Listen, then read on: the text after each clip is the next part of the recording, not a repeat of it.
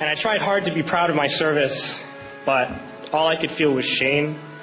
And racism could no longer mask the reality of the occupation. These were people. These were human beings. I've since been plagued by guilt anytime I see an elderly man, like the one who couldn't walk, who we rolled onto a stretcher and told the Iraqi police to take him away. I feel guilt anytime I see a mother with her children, like the one who cried hysterically and screamed that we are worse than Saddam as we forced her from her home.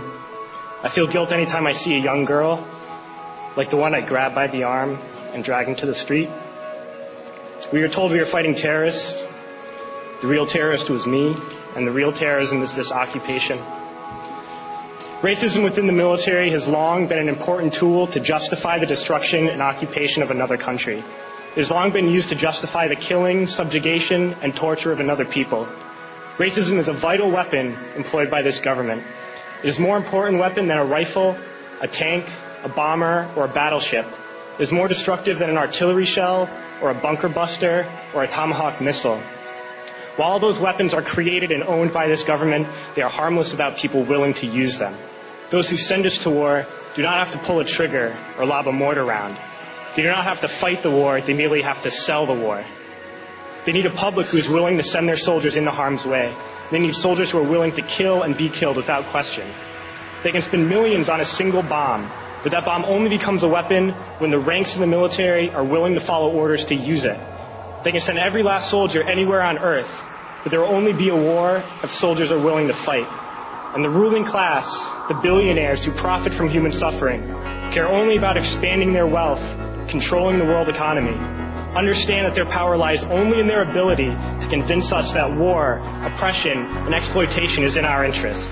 They understand that their wealth is dependent on their ability to convince the working class to die to control the market of another country. And convincing us to kill and die is based on their ability to make us think that we are somehow superior.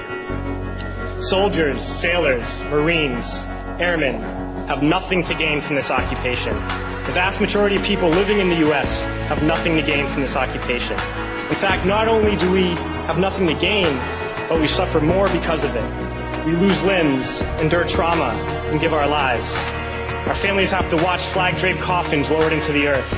Millions in this country without health care, jobs, or access to education must watch this government squander over $450 million a day on this occupation.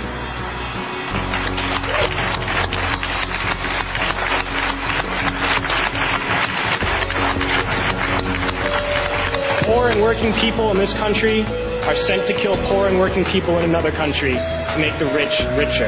And without racism, soldiers would realize that they have more in common with the Iraqi people than they do with the billionaires who send us to war.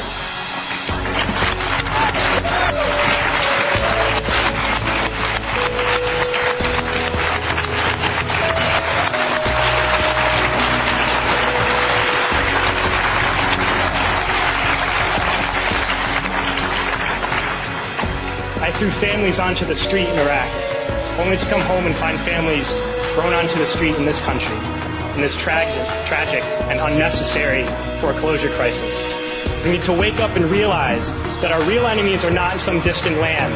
They're not people whose names we don't know and cultures we don't understand. The enemy is people we know very well and people we can identify. The enemy is a system that wages war when it's profitable. The enemy is the CEOs who lay us off from our jobs when it's profitable. It's the insurance companies who deny us health care when it's profitable. It's the banks who take away our homes when it's profitable. Our enemy is not 5,000 miles away. They are right here at home. If we organize and fight with our sisters and brothers, we can stop this war, we can stop this government, and we can create a better world.